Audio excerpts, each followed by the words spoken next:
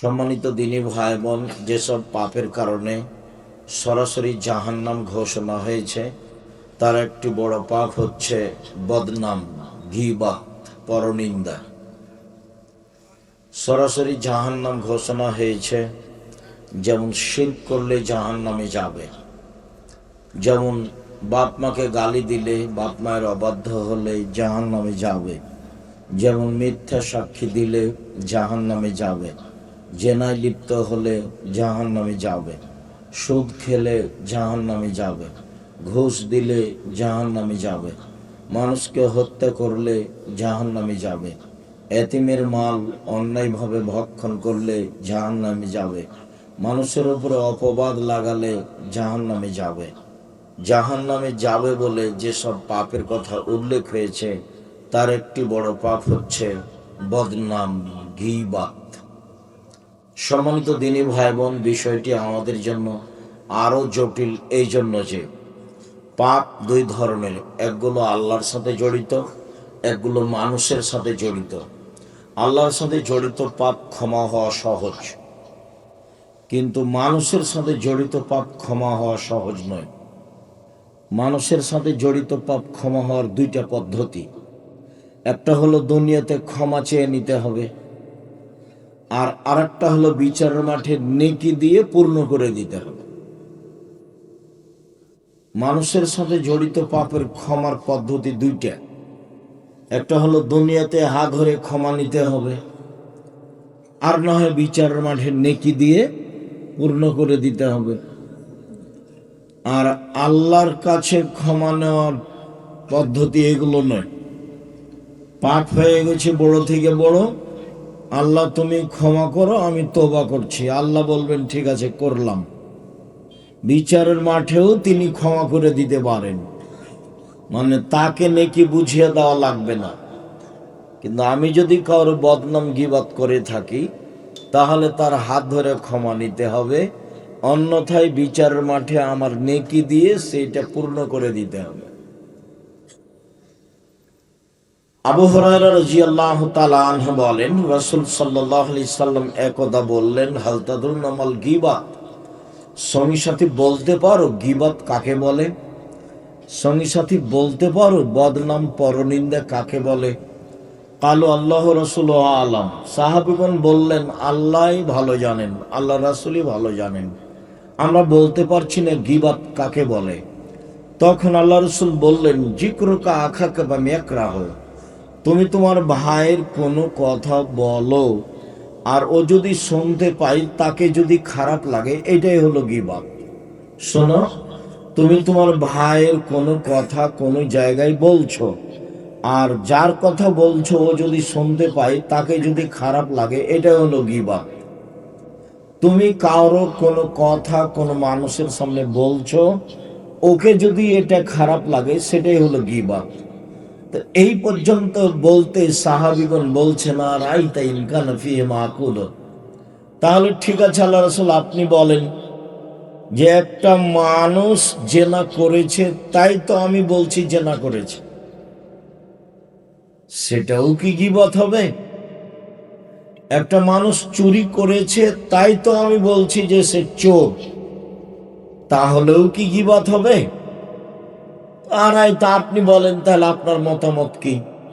তখন আল্লাহ রাসূল বলছেন, শোনো, ইনকানা ফিহি মা তাকুলু ফাকাদ ইগতাবতাহু, ও যদি চুরি করে থাকে তুমি বলো তাহলে গীবত, ও যদি জেনা করে থাকে আর তুমি বলো তাহলে গীবত। আর আর তুমি যদি ও এটা করেনি, তুমি তার ব্যাপারে বলছো ফাকাদ বাহাত্তাহু, তুমি তাহলে তার উপরে অপবাদ লাগালে। ও তো জেনা করেনি, তুমি বলে দিলে। ও তো গালি দেয়নি, তুমি বলে দিলে, তাহলে তুমি তার উপরে অপবাদ লাগালে। তো দুইটার শাস্তি দুই রকম। আমি যদি আপনার গীবত করি তাহলে আপনার হাত ধরে ক্ষমা নিতে হবে, তাছাড়া এই পাপ ক্ষমা হবে না। বিচারের মাঠে এই পাপ ক্ষমা হবে না। কাবা ঘরের গিলাপ ধরে কান্নাকাটি করলেও ক্ষমা হবে না। আজ থেকে নিয়ে মরা পর্যন্ত ক্ষমা চাইলেও ক্ষমা হবে না, ক্ষমা হবে না। হাত ধরেই ক্ষমা নিতে হবে। আরেকটা পথ হলো বিচারের মাঠে এই পরিমাণ নেকি দিয়ে দিতে হবে। এটা হলো গীবাত, এটা হলো গীবাতের শাস্তি। আর যদি অপবাদ হয় তাহলে ৮০ লাঠি। ৮০ লাঠি ছাড়া আপনাকে পবিত্র করার কোনো পথ নেই। তো নিজে বাড়িতে খেয়ে দোকানে বসে যে গীবাত করলেন, আড্ডা পিটলেন, এবার কি হলো? এটা কি করলেন?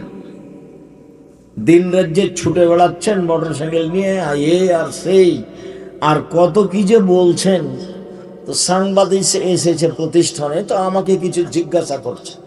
তা আমি বলছি যে আসলে তো এসব উত্তর আমি দিই না।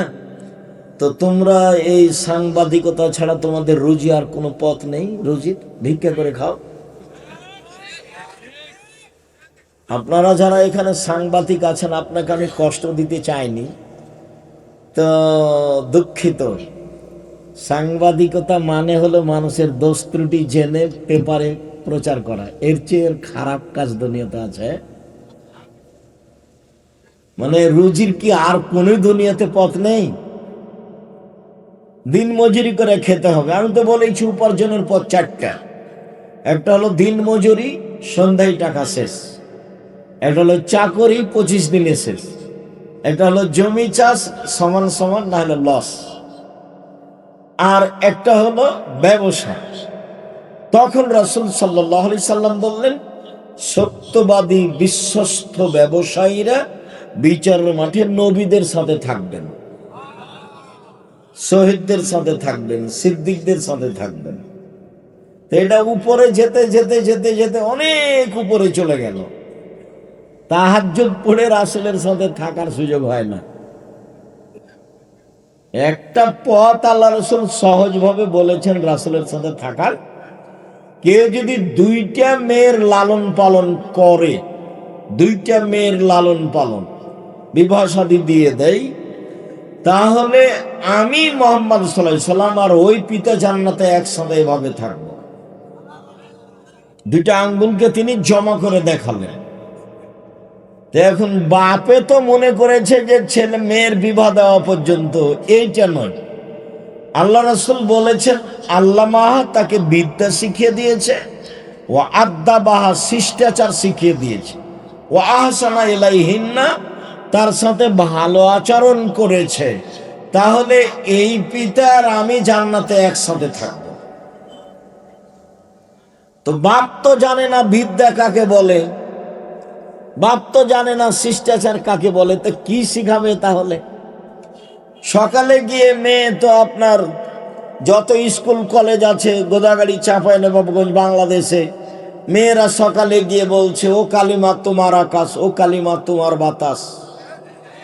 তাহলে কি বাপ ভালো শিখিয়ে দিতে পারলো? সকালে মেয়েকে বলছে, তুই বল যে আল্লাহ এক নয়, কালিমাও আল্লাহ। নাউজুবিল্লাহ। মেয়ে এখন সকালে গিয়ে বলছে কালিমাও আল্লাহ, কালিমা বাতাস দিতে পারে, কালিমা ঝড় বৃষ্টি দিতে পারে, কালিমা কল্যাণ দিতে পারে। তো ঝড় বৃষ্টি কল্যাণ কে দিতে পারে? আল্লাহ। তো মেয়ে যে বলছে স্কুলে গিয়ে যে কালিমা আর আকাশ, কালিমা আর বাতাস, ছেলে মেয়ে জাতির কল্যাণের জন্য মানুষ করেন, এভাবে মানুষ করছেন কেন? ওকে চোর বানাচ্ছেন, প্রতারক বানাচ্ছেন, ধোঁকাবাজ বানাচ্ছেন। বিদ্যা বুঝতে পারলেন না কাকে বলে? শিষ্টাচার। আপনি তো নিজেও জানেন না শিষ্টাচার কাকে বলে, তো মেয়েকে কি শিষ্টাচার শিখাবেন? বলেন এটা কি জায়গা? জায়গাটার নাম কি? মাটি কাটা। আর এই মাঠটা হচ্ছে মাটি কাটা কলেজ মাঠ। তো এখানে আশেপাশে যেসব বাড়ি আপনাদের, মেয়েরা যারা এসেছে, যারা ঢং ঢং করে চলে গেছে, এরা সবাই ধরেন যে আপনার মেয়ের নখটা বড় আছে, বলেন এটা কোন শিষ্টাচার? নখে নেইল পালিশ আছে, বলেন এটা কোন শিষ্টাচার? ইহুদি খ্রিস্টানদের পতিতালয়ের মেয়েরা নখে নেইল পালিশ দেয়। ইহুদি খ্রিস্টানদের পতিতালয়ের মেয়েরা নখে নেইল পালিশ দেয়। ইহুদি খ্রিস্টানদের পতিতালয়ের মেয়েরা নখে নেইল পালিশ দেয়। তা আপনার মেয়েও নখে নেইল পালিশ দিয়েছে, বলেন এটা কোন শিষ্টাচার? দুঃখিত। ভ্যানিটি ব্যাগ নিয়ে সাজগোজ করে ঘুরে বেড়াচ্ছে, আজও ঘুরে বেড়াচ্ছে, দোকানপাটে এদিকে ওদিকে ঘুরছে, বলেন এটা কোন শিষ্টাচার? পরচুলা মাথা দিয়ে বড় করে খোপা বেঁধেছে, বলেন এটা কোন শিষ্টাচার? আল্লাহ রাসূল বলছেন লান আল্লাহ আলাল ওয়াসিমাতে ওয়াল মুস্তাসিমাতে ওয়াল ওয়াসিলাতে ওয়াল মুস্তাসিমাতে ওয়াল মুতানাম্মিসাতে ওয়াল মুতাফাল্লিজাত। যেসব মেয়েরা উল্কি করে তাদের উপরে অভিশাপ, যেসব মেয়েরা পরচুলা ব্যবহার করে তাদের উপরে অভিশাপ, যেসব মেয়েরা ভুরু তুলে চিকন করে তাদের উপরে অভিশাপ, যেসব মেয়েরা দাঁত ছিলে চিকন করে তাদের উপরে অভিশাপ, যেসব মেয়েরা বেরেসিয়ার পোষে নিজেকে কম বয়সের দেখায় তাদের উপরে অভিশাপ, যারা উঁচা স্যান্ডেল পরে নিজেকে লম্বা দেখায় তাদের উপরে অভিশাপ, যারা এসব ঢং অবলম্বন করে তাদের উপরে অভিশাপ। তো মেয়ে তো জাহান্নামে চলেই গেছে, আপনিও তার সাথে আছেন, এবার জান্নাত নবীর সাথে হবে কিভাবে? এইভাবে মেয়ে মানুষ করে হবে? মেয়ে তো আপনার, মেয়ে কি হিন্দুর? ফ্যাশন বোরকা পরে ঘুরে বেড়াই, ওই আপনার গোদাগাড়ি বাজারে যায়, মহিষাল বাড়ি বাজারে যায়, আপনার মেয়ে তো হিন্দুর নাকি মেয়ে? ও কি ইহুদির মেয়ে? ও কি খ্রিস্টানের মেয়ে? শরম পাচ্ছেন কেন? শরম পাবেন কেন? আপনি তো বাপ, আপনাকে তো আমি বাপ মনে করি। যদি আমি দুঃখে বলি যে আপনাকে যেন বাপ না বলে, আব্বা না বলে, চাচা বলে, এটা আমার দুঃখ, এটা আমার আফসোস। এটা আমি বহুদিন থেকেই বলছি যে আপনার মতো স্ত্রীকে ওই মেয়ে যেন আপনার স্ত্রীকে যেন মা না বলে, বলবে খালা। কেননা তো মা হিসাবে দায়িত্ব পালন করেনি। যদি করে তাহলে আজকে এভাবে ও নিচু মানের মেয়ে কেন? ও ইতর শ্রেণীর মেয়ে কেন? ও নিম্ন শ্রেণীর মেয়ে কেন? ও রাস্তাঘাটের মেয়ে কেন? ও পতিতালয়ের মেয়ে সাজতে যায় কেন? ও ফ্যাশন বোরকা পরে কেন? ও নোংরা পোশাক পরে কেন? ও বেহায়া ঘুরে কেন? ও চুল দেখিয়ে মানুষকে চলে কি করে? পুরুষের পোশাক পরে কেন? ওটা মা নয়, ওকে খালা বলা অপরাধ, আপনাকে বাপ বলা অপরাধ। নিজের মেয়েকে পোশাক পরাতে পারেননি, বাপ বলছেন আপনি? কি হিসেবে আপনি বলেন? আব্দুল রাজ্জাক সাহেব, আমার 2টা মেয়ে আছে, লালন পালন করেছি, বিবাহ দিয়েছি, তাহলে আমিও নবীর সাথে থাকবো? কথা তো ঠিক, কিন্তু মেয়ের যা অবস্থা তো জাহান্নামে চলেই গেছে। ইয়া মাসার নিসা তাসাদ্দাকনা ফাইন উরিতুকুন্না আকসালাহানিন নারে। হে মহিলারা শুনো, তোমরা দান করে জাহান্নাম থেকে বাঁচো, তোমাদের অধিকাংশ নারী জাহান্নামী। জাহান্নাম বলতে নারী আর নারী, জাহান্নাম বলতে নারী আর নারী, জাহান্নাম বলতে শুধু নারীকেই বুঝায়, মহিলাকেই বুঝায়। যদিও মহিলাদের জান্নাতে যাওয়া সহজ পথ, 4টা কাজ করলে জান্নাতে চলে যাবে। 1, 5 ওয়াক্ত সালাত, 2, রমজান মাসের সিয়াম রোজা, 3, স্বামীকে মেনে চলা, 4, জেনায় লিপ্ত না হওয়া, জান্নাতের সব দরজা খোলা। পথ দিক সহজ করে রেখেছেন আল্লাহ রাসূল। কিন্তু আপনি যে জান্নাতে রাসূলের সাথে থাকবেন, আপনার মেয়ের অবস্থা কি? ও কেন বাজারে গেল? আপনি কি মরে গেছেন? ওর গায়ে, ওর হাতে এখনো একটা ভ্যানিটি ব্যাগ আছে, ওটা কেন ওর তার সাথে? ওটা কেন? ও কেন বাজারে যায়? ও কেন এভাবে চলে? ও কেন কাপড় কিনতে যাবে? ওর বাপ মরেছে, ওর শ্বশুর মরেছে, ওর ভাই মরেছে, ওর বোনের ছেলে মরেছে, ওর ভাইয়ের ছেলে মরেছে, একই দুনিয়াতে থাকে, ও যায় কেন? ওর শরম হয় না কেন? ওর হায়া হয় না কেন? ওর লজ্জা হয় না কেন? ওর শরম হয় না কেন? এর ইতস্তবোধ হয় না কেন? ও নিজেকে মনে করে না কেন যে আমি মহিলা? যে মনে করে না কেন? কেন মনে করে না? আয়েশা রাদিয়াল্লাহু তাআলা আনহা বলেন, আমি পায়খানা টয়লেটে গেছিলাম দূরে, এসে দেখছি জনগণ সব চলে গেছে, আমি এখন একাই, আমি বসে আছি। সাফনা মানে মুআত্তাল আমাকে দূর থেকে দেখে বুঝতে পেরেছেন। তিনি আমাকে দেখে চিনলেন কি করে? পর্দার আয়াত নাযিল হওয়ার আগে তিনি আমাকে দেখেছিলেন। আমি ছিলাম হালকা পাতলা মেয়ে। হাদিসে বোঝা যায় তার রূপের অভাব ছিল না, তবে অবশ্যই তিনি সারার মতো সুন্দরী ছিলেন না। পৃথিবীর সবচেয়ে সুন্দরী মহিলা হচ্ছেন ইব্রাহিম আলাইহিস সালামের স্ত্রী সারা। তবে তিনি সাফিয়াকে নিজের চেয়ে সুন্দরী মনে করতেন। কাজেই মাঝে মধ্যে তিনি বলতেন, হাসবুকালিন নিসা হাসবুকালিন নবী সাফিয়া কাদা বা কাদা। আপনি সাফিয়ার অত সুন্দরী গুণ বলেন কেন? যে সাফিয়া সুন্দরী মহিলা, সাফিয়া এই মহিলা, আরো সাফিয়া তো একটা খাটো মহিলা, আপনি তার এত প্রশংসা করেন কেন? এইটা আয়েশা রাদিয়াল্লাহু তাআলা বলেন এবং বুঝতে পারতেন যে সাফিয়ার কিছুটা সুন্দরী গুণ আমার চেয়ে বেশি আছে, এটা তিনি আঁচ করতেন। যখন এভাবে বলেছেন, আরও তো একটা খাটো মহিলা, আপনি তার প্রশংসা করছেন, তখন আল্লাহ রাসূল বলছেন, হে আয়েশা, লাকাদ কুলতে কালিমাতাল্লাহ মাজাজাত বিহাল বাহরুল ওয়াজাজাতহু। আয়েশা, তুমি যেই কথা বললে, এই কথা যদি সাগরে ফেলে দেওয়া হয় তাহলে সাগরের পানি ঘোলা হয়ে যাবে। তুমি খাটো বলেছ, বদনাম পেয়েছে, সেটা আমার পরের কথা। এখন কথা হলো এই যে আপনি আপনার দুই মেয়ের কারণে রাসূলের সাথে জান্নাতে থাকতে পাবেন কিনা, এইটা আমার কথা। এই মুহূর্তে রাসূল সাল্লাল্লাহু আলাইহি সাল্লাম বললেন, ওইসব মহিলাদের উপরে অভিশাপ যারা পরচুলা ব্যবহার করে, যারা ভরু তুলে চিকন করে, যারা দাঁত ছিলে চিকন করে, যারা উল্কি গায়ে লাগায়, যারা নিজেদেরকে উঁচু লম্বা দেখানোর জন্য উঁচু স্যান্ডেল পরে, যারা ব্রেসিয়ার পরে নিজেকে কম বয়সী প্রমাণ করতে চায়, এদের উপরে অভিশাপ, এদের উপরে অভিশাপ, এদের উপরে আল্লাহর গজব নাযিল হবে। আল্লাহ রাসূল বলছেন যে তিন শ্রেণীর মানুষ জান্নাতে যাবে না, তিন শ্রেণীর মানুষ জান্নাতে যাবে না, তিন শ্রেণীর মানুষ জান্নাতে যাবে না।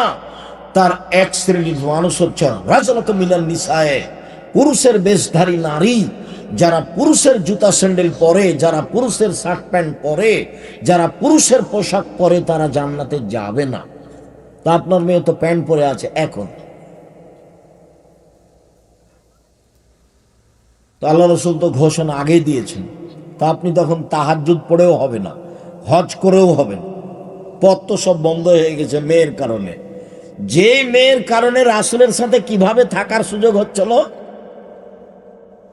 একসাথে রাসূলের সাথে একসাথে। আবার আঙ্গুল দেখিয়েছেন এইভাবে, বুঝতে পারা যায় না নাকি, ফাঁকা নাই, জমা। আবার বলেছেন, কে যদি ইয়াতিম লালন পালন করে, ইয়াতিম, তাহলে সে লোক আর আমি জান্নাতে এভাবে থাকব। বুঝা যায় না, একটু ফাঁকা। আর যদি দুইটা মেয়ের লালন পালন করে, তাহলে আমি আর সেই পিতা জান্নাতে একসাথে। তো এবার তো আল্লাহ রাসূল বলছেন যে ও মেয়ের কারণে জাহান্নামে চলে গেছে। তাহলে কি হলো? বাপের পরিচয় দেন, বাপের মতো পরিচয় দিয়ে জীবিকা নির্বাহ করেন। ওই মেয়েকে ভুল পথ থেকে ফিরাতেই হবে যে কোনো মূল্যে, যে কোনো মূল্যে। আর সেদিনও বলে গেছি বাপের পরিচয়, বাপ কাকে বলে। আবারও বলি, সংক্ষিপ্তভাবে বলি, আবু বকর সিদ্দিক রাদিয়াল্লাহু তাআলা আনহু মেরে দিলেন মেয়েকে। আবু বকর সিদ্দিক রাদিয়াল্লাহু তাআলা আনহু পৃথিবীতে সবচেয়ে দামি মানুষ নবী রাসূল ব্যতীত। আয়েশা রাদিয়াল্লাহু তাআলা আনহা পৃথিবীতে সবচেয়ে দামি মহিলা। মুহাম্মদ সাল্লাল্লাহু আলাইহি সাল্লাম পৃথিবীতে নবী রাসূল নির্বিশেষে সবার চেয়ে দামি মানুষ।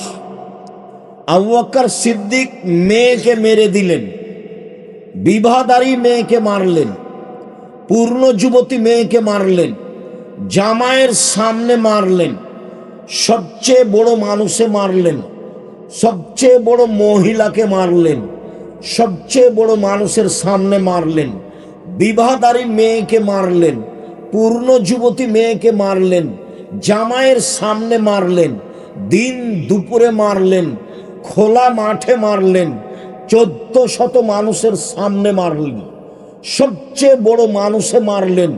আবু বকর সিদ্দিক রাদিয়াল্লাহু তাআলা আনহু মারলেন, সবচেয়ে বড় মহিলাকে মারলেন, আয়েশা রাদিয়াল্লাহু তাআলা আনহাকে মারলেন, সবচেয়ে বড় মানুষের সামনে মারলেন, মুহাম্মদ সাল্লাল্লাহু আলাইহি সাল্লামের সামনে মারলেন, জামাইয়ের সামনে মারলেন, শুধু জামাইয়ের সামনে নয়, জামাই যখন মেয়ে বেটির উরু রানের উপরে মাথা দিয়ে ঘুমিয়েছিলেন তখন মেরেছে। বুঝাতে পারেনি কথা। জামাই আমাদের দেশে তো মারতে যাওয়া বহু দূরের কথা, শ্বশুর যদি দেখে যে জামাই মেয়ের উরু রানের উপরে মাথা দিয়ে ঘুমিয়ে আছে, তাহলে পাল্টা এভাবে ঘুরে যাও, মানে যাওয়াই যাবে না ওইদিকে। পরিবেশটা আমাদের দেশের এরকম। তা আয়েশা রাদিয়াল্লাহু তাআলা আনহার উরু রানের উপরে মাথা দিয়ে ঘুমিয়ে আছেন মুহাম্মদ সাল্লাল্লাহু আলাইহি সাল্লাম। সবচেয়ে বড় মানুষ ঘুমিয়ে আছেন, সবচেয়ে বড় মহিলার কোলে ঘুমিয়ে আছেন, সবচেয়ে বড় মানুষে মারছেন, জামাইয়ের সামনে মারছেন, বিবাহদারী মেয়েকে মারছেন, পূর্ণ যুবতী মেয়েকে মারছেন, হাত দিয়ে মারছেন, বাপে বেটিকে মারছেন। বেটি কোনোদিন বাপের কাছে বড় হয় না, 7 ছেলের মা হলেও একবারে পিটিয়ে ফাটিয়ে দিতে। 19-20 দেখলেই এর নাম বাপ।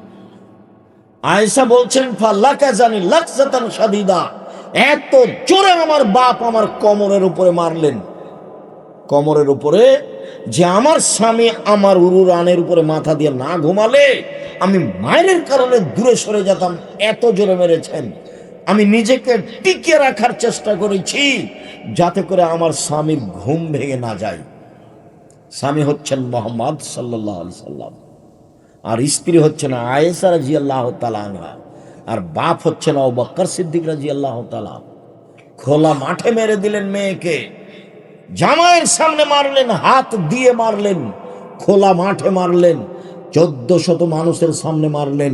এত বড় বাপে এত বড় বেটিকে এতগুলো মানুষের সামনে, এত বড় মানুষের সামনে খোলা মাঠে মেরে দিলেন। আর আপনার মেয়েটা ক্লাস 10-এ পড়ে, ঢং ঢং করে পুরুষের পেছন করে ঘুরে বেড়াচ্ছে। আপনি তাকে একটা ধমক দিতে পারেন না? আপনার বাপ, আপনার বাপ মরে যাওয়ার চেয়ে বেঁচে থাকার চেয়ে মরে যাওয়া ভালো, বেঁচে থাকার চেয়ে মরে যাওয়া ভালো। আপনার ছেলে মেয়ে লালন পালনের জিম্মেদারি জামিয়া সালাফে নিয়েছে, নিবে ইনশাআল্লাহ, আমি জিম্মেদারি পালন করব ইনশাআল্লাহ। জামিয়া সালাফে প্রায় 500-র অধিক এতিম অসহায় আছে। আপনাদের কালকে যদি আরো 500 সকালে গিয়ে ঢোকে কোনো সমস্যা নাই ইনশাআল্লাহ। কাজে আপনার ছেলের মেয়ের জিম্মেদারি নিলাম আমি, আপনার মতো বাপ বেঁচে থাকা আমি চাইনি। তা আপনি কি করবেন? আপনি আবু বকর সিদ্দিক হন, পিটিয়ে ঠিক করতে হবে। বিবাহদারী মেয়েকে জামাইয়ের সামনে আবু বকর সিদ্দিক মারতে পারেন, আপনি ধমক দিতে পারেন না? ওর কপালে টিপ আছে, নখে নেইল পালিশ আছে, পুরুষের পোশাক পরে আছে, ভ্যানিটি ব্যাগ হাতে করে ঢং ঢং করে ঘুরে বেড়াচ্ছে, আপনি কিছুই বলতে পারেন না? আপনাকে শরম লাগে, আপনাকে দুষ্টম লাগে, আপনাকে কেমন কেমন লাগে, কেমন কেমন লাগবে? কেন লাগবে? কেন লাগবে? হিন্দু মেয়েরা কপালে টিপ দেয়, আপনারটা দিল কেন? ওইভাবে আসকারা মাস্কারা মুখে চোখে লাগিয়ে মানুষের সামনে ঘুরে কি করে? রিক্সাওয়ালাকে দেখানোর জন্য রিক্সায় উঠে? রিক্সাওয়ালা কি স্বামী? রিক্সাওয়ালাকে দেখানোর জন্য তার এত সাজগোজ, বাজারে যাওয়ার জন্য তার এত সাজগোজ, সাজুগুজু তার এত কেন? বাজারে যায় কেন এভাবে? আপনি চোখে দেখতে পান না?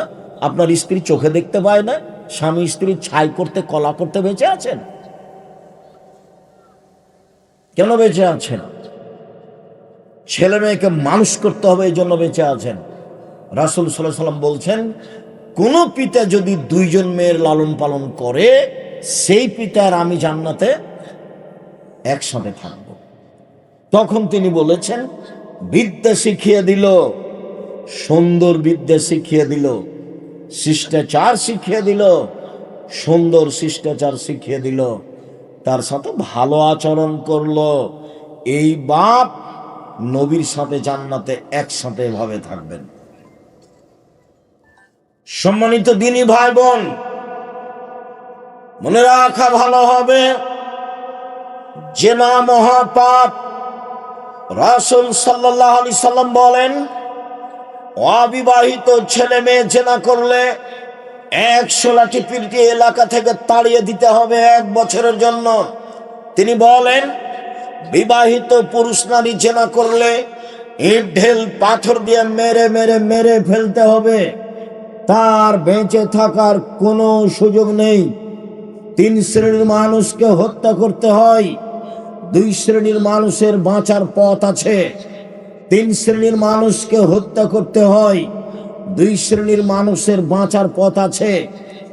এক, কেউ যদি বলে আমি কোরআন মাজিদ মানি না, তাহলে তাকে সরকারিভাবে হত্যা করতে হবে।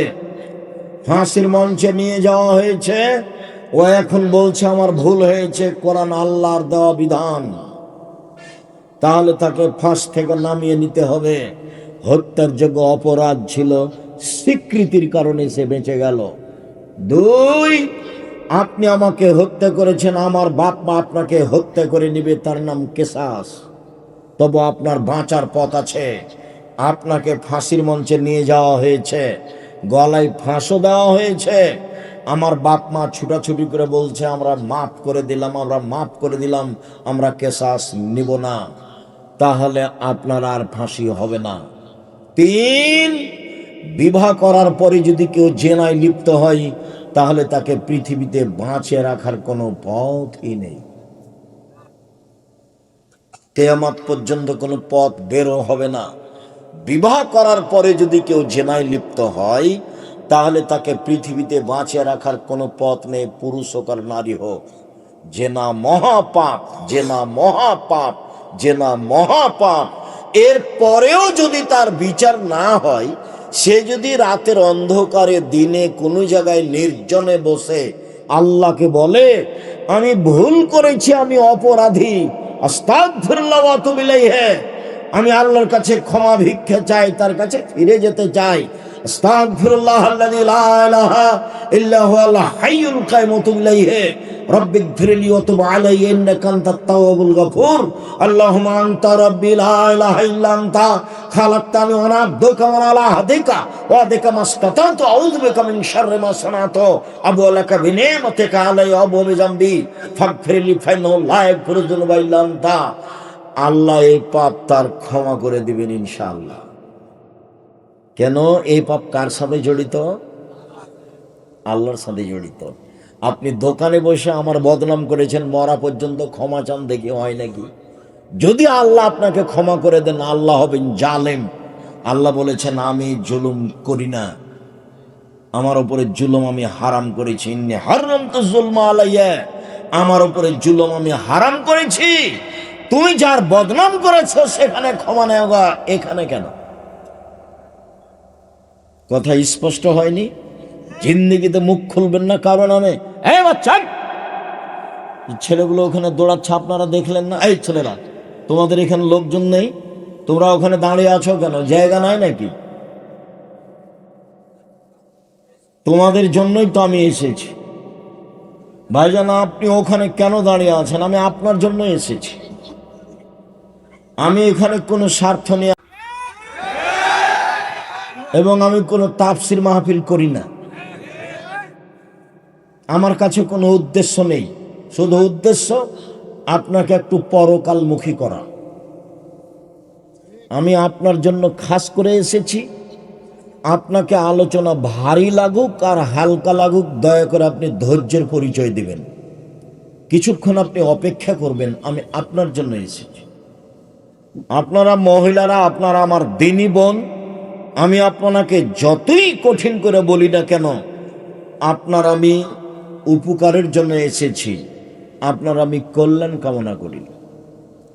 আপনি আমার দিনী বোন, আমার কিছু করার নেই। রাসূল সাল্লাল্লাহু আলাইহি ওয়াসাল্লাম এইভাবেই বলেছেন।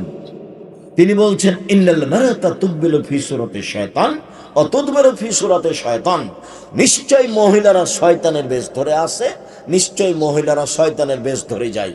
বলেন তো আমি কি করতে পারি? আল্লাহ রাসূল এইভাবেই বলছেন। এই ছেলে, এই তোমাদের কি কাজ এখানে? মুখে কথা বলবো না, চুপ। কোনো যদি কাজ করার লাগে চুপ থেকে করো। এখন তো মাঠ চলছে, কোনো কাজ দেখায় না আমাকে। সম্মানিত দিনী ভাই বোন, আমার দিনী বোনেরা, আমি কি করতে পারি? রাসূল সাল্লাল্লাহু আলাইহি ওয়াসাল্লাম এইভাবেই বলছেন। তিনি বলছেন মা তারাকতু বাদি ফিতনাতান আযরাল রিজাল মিনাল নিসায়ে, আমার জীবন আমি ছাড়িনি কোনো বস্তু যেটা পুরুষের জন্য বিপজ্জনক হতে পারে নারীদের চেয়ে। পৃথিবীর মানুষ শুনে রেখো, আমি ছাড়িনি কোনো বস্তু পৃথিবীতে যেটা পুরুষের জন্য বেশি বিপজ্জনক হতে পারে নারীদের চেয়ে। পৃথিবীর মানুষ শুনে রেখো, নারী হচ্ছে তোমাদের জন্য সবচেয়ে বিপজ্জনক বস্তু। নারী হচ্ছে তোমাদের জন্য সবচেয়ে বিপজ্জনক বস্তু। এই মেয়ে, এই ফ্যাশন বোরকা পরেছ কেন? শরম পাও না? তোমার দিকে মানুষ দেখে, তোমার বাপ এটা দেখে না? আমি কি করতে পারি? রাসূল এভাবেই বলছে। রাসূল সাল্লাল্লাহু আলাইহি ওয়াসাল্লাম বলছেন, পৃথিবীর মানুষ ফাত্তাকুদ দুনিয়া ওয়াত্তাকুন নিসা, তোমরা মহিলা থেকে বেঁচে থাকো, দুনিয়া থেকে বেঁচে থাকো। পৃথিবীর মানুষ, তোমরা মহিলা থেকে বেঁচে থাকো, দুনিয়া থেকে বেঁচে থাকো। এই দুনিয়া হচ্ছে জড় বস্তু, অত্যাধুনিক যন্ত্র। যেভাবে বসে আছেন সেভাবে ছবি ধরে রাখছে। মহিলার গায়ে হাত লাগালে ওইভাবেই ছবি ধরে রাখছে মাটি। ভাবির সাথে এসেছে মোটরসাইকেলে, ওইভাবে মাটি ছবি ধরে রাখছে। পৃথিবী হচ্ছে সবচেয়ে অত্যাধুনিক যন্ত্র। বিচারের মাঠে সব সাক্ষী দিবে। সেদিন তুমি বেকায়দায় পড়ে যাবা। ভাবির সাথে এভাবে গল্প করো না,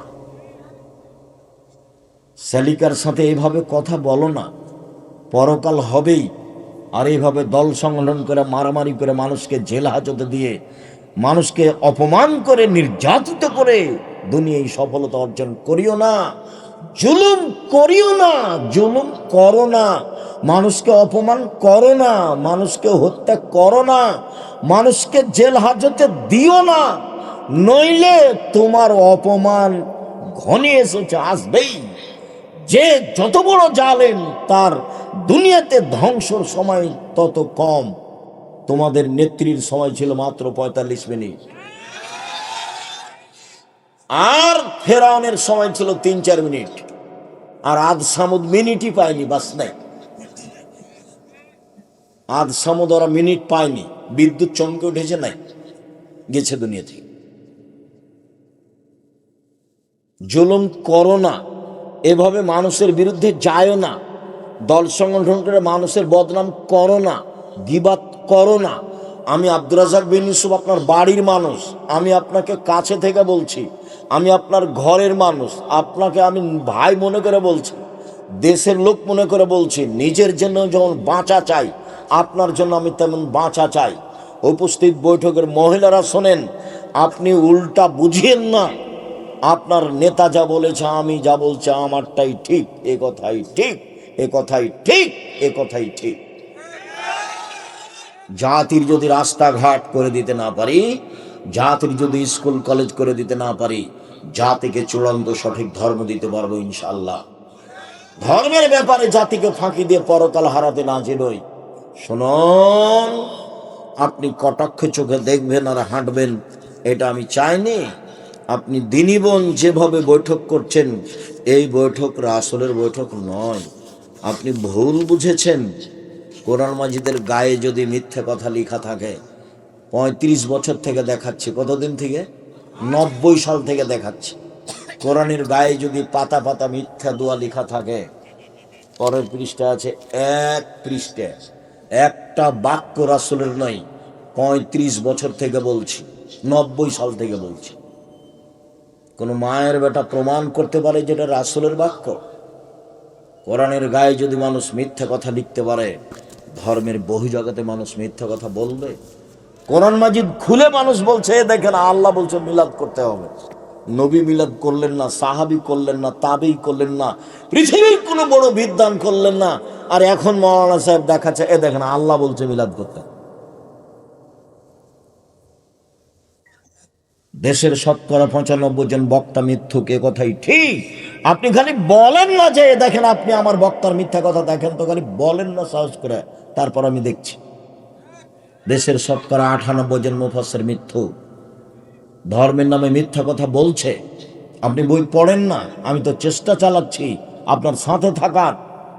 প্রতিষ্ঠান দিয়ে, কলম দিয়ে, মিডিয়া দিয়ে সব সময় চাচ্ছি, মনে বড় সাধ, এই দেশের মাটিতে আমি উন্নত মানের প্রতিষ্ঠান গড়বই ইনশাআল্লাহ, যেখানে ছেলে মেয়ে বাংলা, ইংরেজি, আরবি উন্নত মানের শিক্ষা অর্জন করে জাতির অন্যায়ের বিরুদ্ধে লড়বে, মুখে কলমে মিডিয়ায় লড়বে ইনশাআল্লাহ।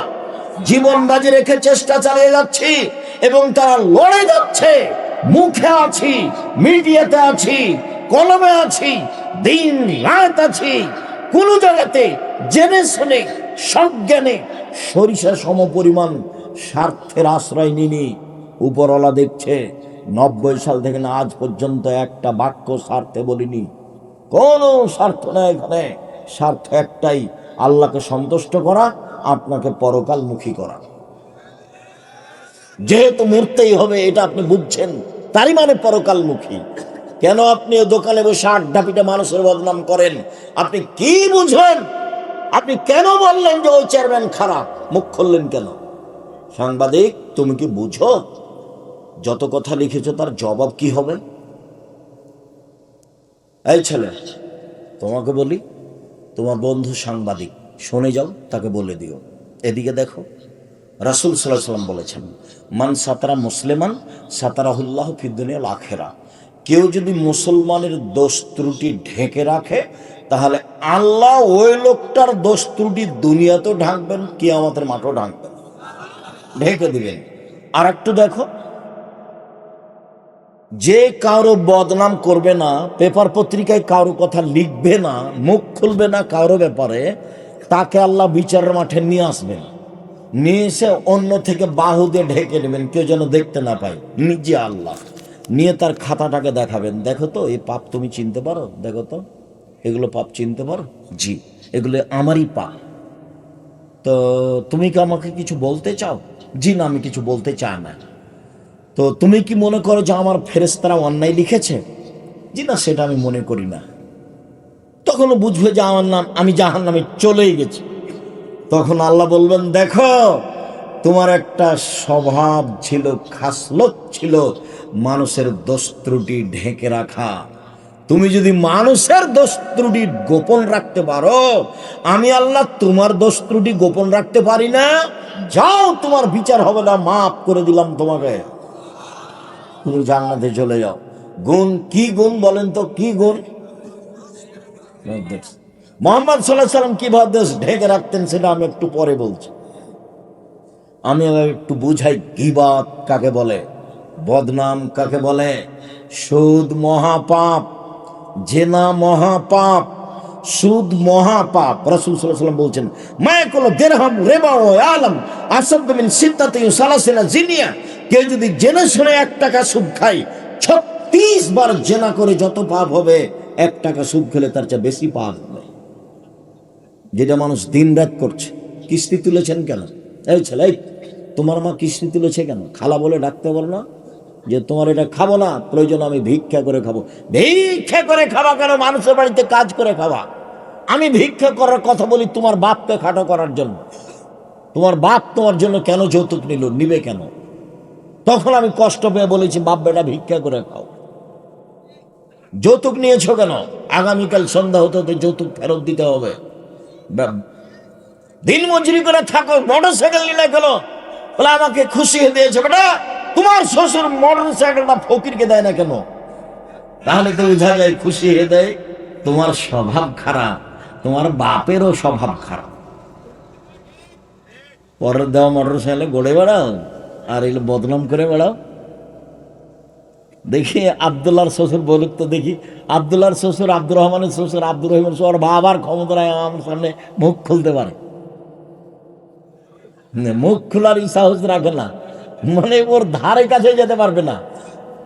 বিশ্বাস করো, আল্লাহর অশেষ রহমত, আমি আমার জীবনে কোনোদিন সভাপতি, সেক্রেটারি, মসজিদের কে দায়িত্বশীল তাকে হিসাব করে আমার জীবনে আমি কোনোদিন একটা বাক্য বলিনি। আমি আমার মতো বলি, সুলি হবে না ফাঁসি হবে সে ভেবেছেন, আমি কোনোদিন করিনি। আমি মুসলিম চির রণবীর, মরণকে করি না ভয়, মরলে শহীদ বাঁচলে গাজী, উভয়ই সমান, মরলেও জান্নাত বাঁচলেও জান্নাত, উভয়ই সমান। পিছনে হটে কোনোদিন কথা বলার প্রয়োজন মনে করিনি। আমার মনে হচ্ছিল সারা বাংলাদেশে আমি একাই আছি যে করোনার 5 পয়সা দাম দিন। বিমানবালা মেয়েটা বলছে মাস্ক লাগান, আমি যে ধৈর্য ধারণ করো, মাস্ক লাগান, যে ধৈর্য ধারণ করো। 4টে জিনিস লেখা হয়েছে তোমার মায়ের পেটে আসা কত আগে, পৃথিবী সৃষ্টির 50,000 বছর আগে। 4টা, 1 মরণ, 2 জীবন, 3 রুজি, 4 রোগ ব্যাধি। নতুন ভাবে কিছু ঢুকবে না এখানে। তা আমি সাহসারা হব কেন? যে লোকটার করোনার যে অবশিষ্ট আছে ওখানে ফেলে দিচ্ছে, আর একজন ফকির তুলে খাচ্ছে, ওর করোনা ধরে না, আর আমি না পাশে গেলে বলে করোনা ধরে নিবে। পাগল বানাচ্ছে যারা ওষুধ তৈরি করেছে তারা, এদেরকে সব পাগল বানাচ্ছে, এদেরকে সব টিকা মিকা দিয়ে এদেরকে সব বিকলাঙ্গ করছে। এইসব পথে যেতে হবে না। পথ আমি কোনোদিন বলিনি যে ইহুদি খ্রিস্টানদের অধীনে থাকতে হবে, ওদের গোলাম হয়ে থাকতে হবে, এটা আমি কোনোদিন বলিনি। পথ আছে, গরিব মানুষ, আমি মানুষের বাড়িতে কাজ করে খাবো, আমি কাজ করে খেতে বলিনি, আমি বলেছি চকলেটের ব্যবসা। চকলেটের ব্যবসা বলে আমি চকলেটের ব্যবসা করতে বলিনি, আমি বলেছি সবচেয়ে কম পয়সার ব্যবসা। বুঝাতে পারলাম না কথা? চকলেটের ব্যবসা মানে সবচেয়ে কম পয়সার ব্যবসা। লোন নিয়ে ব্যবসা করতে রাজি নই, লোন নিয়ে ব্যবসা করতে রাজি নই। রাসূল সাল্লাল্লাহু আলাইহি ওয়াসাল্লাম প্রত্যেক সালাতে সালাম ফেরার পূর্বে বলতেন, ওয়াউযু বিকা মিনাল মাসামি ওয়াল মাগরাম, তোমার কাছে বাঁচতে চাই বড় পাপ হতে, তোমার কাছে বাঁচতে চাই ঋণ কর্জ হতে, তোমার কাছে বাঁচতে চাই বড় পাপ হতে, তোমার কাছে বাঁচতে চাই ঋণ কর্জ হতে, তোমার কাছে বাঁচতে চাই বড় পাপ হতে, তোমার কাছে বাঁচতে চাই ঋণ কর্জ হতে। আল্লাহ রাসূল এভাবে বলতেন সালাম ফেরার পূর্বে। আর আল্লাহ রাসূল বলতেন, এই শোনো, এই জানাজা এ লোকের ঋণ আছে নাকি? বলে জি আছে। তা আমি গেলাম। আল্লাহ রাসূল ঋণ থাকা লোকের জানাজা পড়াতেন না, আর জানাজাই নেই। তোমার বাপ ব্যাংকে ঋণ নিয়ে ব্যাংকের চাকরি করে, লোন পেয়েছে 50 লক্ষ দিয়ে বাড়ি করেছে, লিফট দেওয়া আছে, তোমরা সবাই উঠছ আর নামছ, খুব খুশি, তোমার মা খুশি, তুমিও, তোমার বোনও খুশি, সবাই মিলে খুশি। তো তোমার বাপের জানাজা হবে না যে? বলে মুন্সিকে দিয়ে করে নিও। দুনিয়া তো এরকমই, মুন্সিকে দিয়ে করে নিতেই পারো। 5,000 50,000 টাকা দিলে আমাকে বলিও তো একটা, আমি কাছে আছি, আব্দুল রাজ্জাক সাহেব আমার আব্বার অনেক টাকা আছে ব্যাংকে, 5 কোটি টাকা দিব, আপনি জানাজাটা করে দেন। আপনার জামিয়া সালাফে বলিও দেখি। শুনুন, রাসূল সাল্লাল্লাহু আলাইহি ওয়াসাল্লাম বলেন সুদের 70টি ভাগ রয়েছে। সবচেয়ে ছোট ভাগ হলো মার সাথে জেনা করলে যেমন পাপ হয়। সুদের পাপের 70টি ভাগ রয়েছে। ছোট ভাগ হলো মার সাথে জেনা করলে যেমন পাপ হয়। সুদ মহাপাপ, সুদ মহাপাপ, সুদ মহাপাপ। কোটি কোটি টাকা সুদ খেয়ে আজকে বলছি ভুল হয়েছে, আর কোনোদিন সুদ খাবো না, লেনদেন বন্ধ করলাম, তুমি আমাকে মাফ করো। আল্লাহ বলবেন ঠিক আছে করলাম।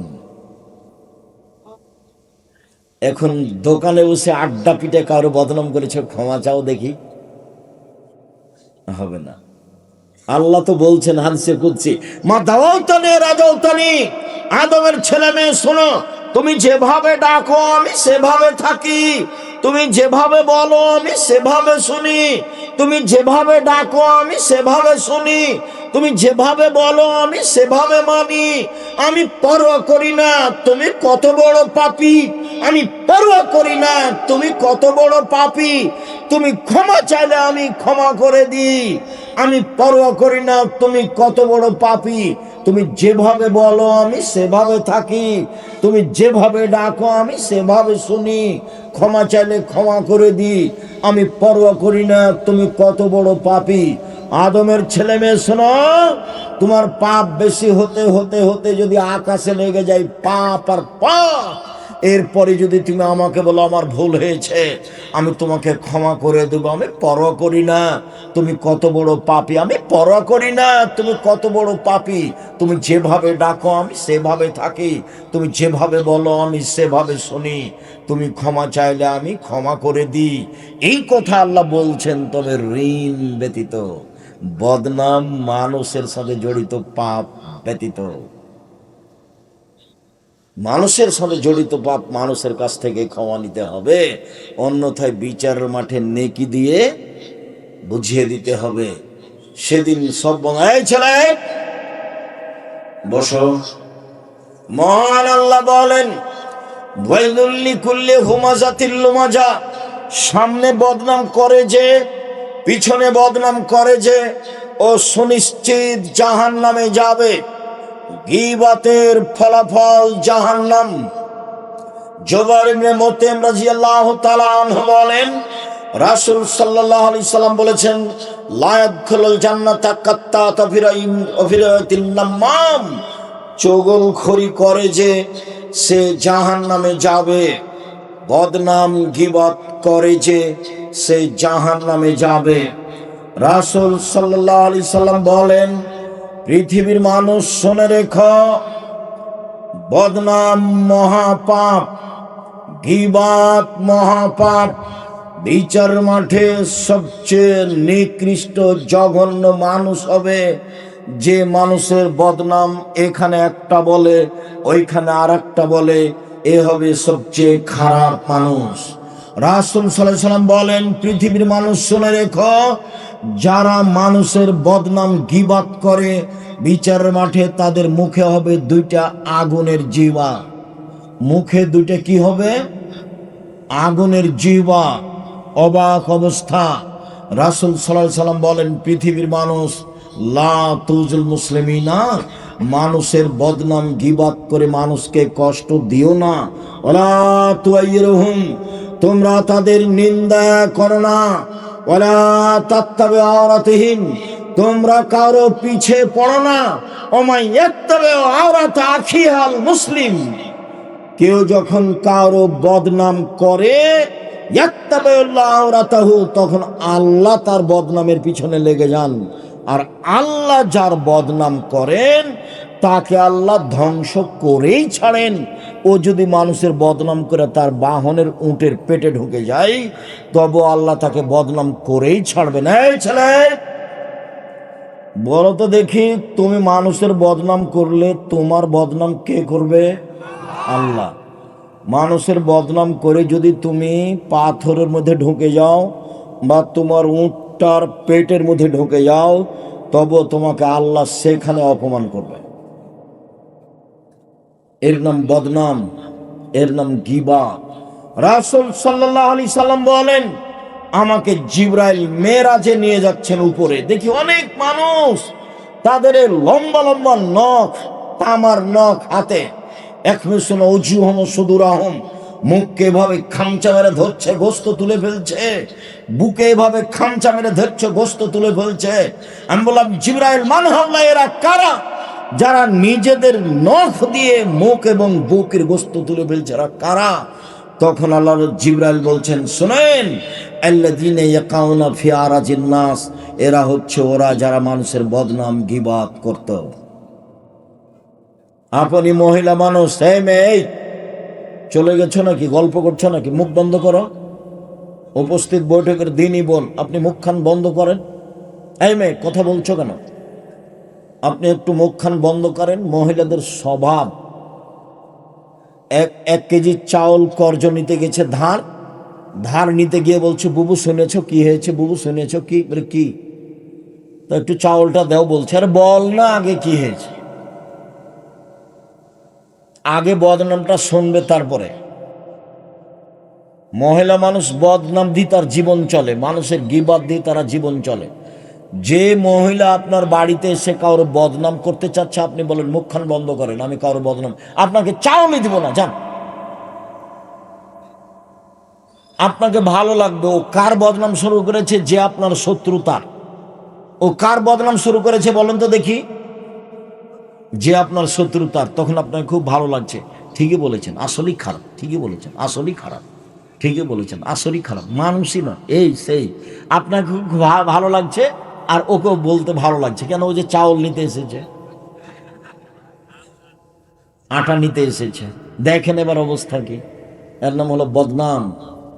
রাসূল সাল্লাল্লাহু আলাইহি সাল্লামকে বলা হলো, আল্লাহ রাসূল, বেশি বেশি মানুষের জাহান্নামে যায় কিভাবে? তখন আল্লাহ রাসূল বললেন, মুখ আর লজ্জা স্থান, এই দুটা জিনিস মানুষকে জাহান্নামে নিয়ে যায়। এক মুখ, আর দুই হলো লজ্জা স্থান। মুখে যদি মানুষে বদনাম করে তাহলে তার জান্নাতে যাওয়ার পথ নেই।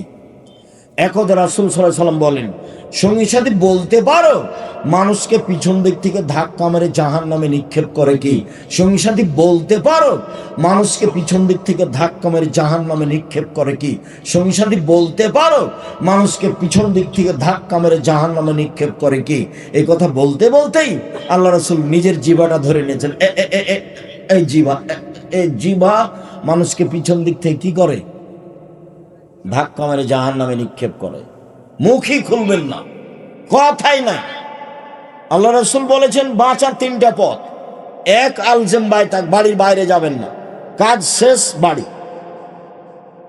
খেয়ে উঠে হাত খান ভালো করে ধুচ্ছেন না, হাতটা না ধুয়েই আপনি যাচ্ছেন দোকানের দিকে। আপনার স্বভাব কত খারাপ! স্বভাবটা একবার ইতর শ্রেণীর মতো, নিম্ন শ্রেণীর মানুষের মতো। বুঝেও বুঝে না ওরা, অন্তর আছে বুঝে না, দেখেও দেখে না ওরা, চক্ষু আছে দেখে না, শোনেও শোনে না ওরা, কান আছে শোনে না। উলায়েকা কালা আনাম, তারা পশু প্রাণীর মতো, তারা গরু ছাগলের মতো, তারা কুকুর শ্রীর মতো, বালু মাজাল বরং তার চেয়ে খারাপ। জিন্দেগিতে মানুষের বদনামে যাবেন না। রাসূল সাল্লাল্লাহু আলাইহি ওয়াসাল্লাম বললেন বাঁচার তিনটা পথ। এক, মুখ জিহ্বা। দুই, জরুরি প্রয়োজন ছাড়া বাইরে যাবা না। তিন, পাপের জন্য কাঁদো। সম্মানিত দিনী ভাই বোন, আমি আপনাদেরকে আলোচনার শেষে চলে আসলাম। যদি এই বিষয়ে আলোচনা আরও ছিল, সময়ের গতিতে হবে ইনশাল্লাহ। আমরা আসতে দেরি করেছি যে পরিমাণ, সেই পরিমাণ আমাদের আগেই হয়ে যাচ্ছে। আবারও কোনো দিন এলাকায় আসলে বিষয়ের উপরে বিস্তারিত কথা হবে ইনশাল্লাহ। সম্মানিত দিনী ভাই বোন, এই ছেলে থামো। দেশের সবচেয়ে বড় প্রতিষ্ঠান জামিয়া সালাফিয়া দেশ বিদেশের শিক্ষক দিয়ে পরিপূর্ণ। নুরানি বিভাগ 2026-এ ভিন্নভাবে চালু হচ্ছে। সর্বধরনের সেবা দিয়ে জামিয়া সালাফিয়া শিক্ষক শিক্ষিকার সংখ্যা বেশি থাকবে। ডিসেম্বরে ফরম, 1 জানুয়ারি ভর্তি। বিষয়টা মনে রাখবেন। জামিয়া সালাফের পক্ষ থেকে বই পুস্তক আছে। আব্দুল্লাহর বইটা মনে হয় আছে, যে আল্লাহর পথে যাত্রা, এবং আব্দুর রহিমের বইটা হচ্ছে রাসূল সাল্লাল্লাহু আলাইহি সাল্লামকে যেভাবে দেখেছেন। আর আমার আদর্শ নারী, আদর্শ পরিবার, এগুলো তো আছেই।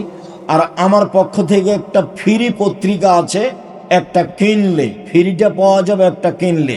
আমি ফ্রি দেওয়ার জন্য আমি নিজে কিনে নিয়েছি পত্রিকা, যে পত্রিকা আপনারা টাকা দিয়ে ছাপান।